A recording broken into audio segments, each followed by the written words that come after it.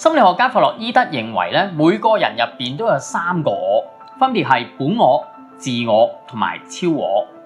本我係代表緊你入邊咧最原始嘅一個部分，係一啲咧與生俱來追求本能嘅滿足㗎，係同生存同埋性慾望有關嘅潛意識。例如你一條街道啦，突然間好嬲，你好想打人喎，咁本我咧就會求其揾個人去打嘅，真係佢就係要呢一種嘅情感宣泄，追求嗰一種嘅滿足。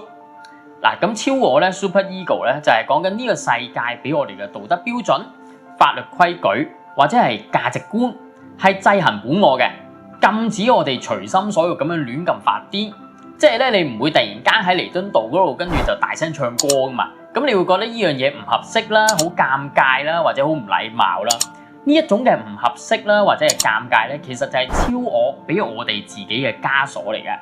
又或者好似頭先啱啱講嗰個打人嘅情況啦，超我咧就會俾你意識翻，喂，唔得喎，打人會坐監噶喎，會俾人拉噶喎，撳住自己先。浪先。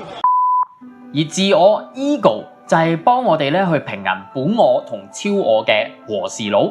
亦係我哋大部分人喺呢個社會入邊咧去展現嘅人格嚟嘅。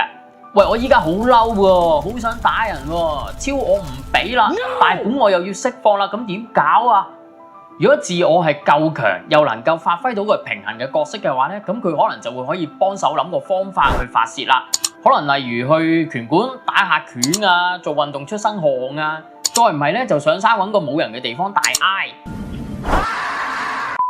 又或者咧就揾人傾訴下咁嘅。一個好嘅自我咧，係應該能夠幫我哋咧去調節兩邊，既唔會打破呢個世界俾我哋嘅枷鎖，又可以協助我哋適時地解放本我噶。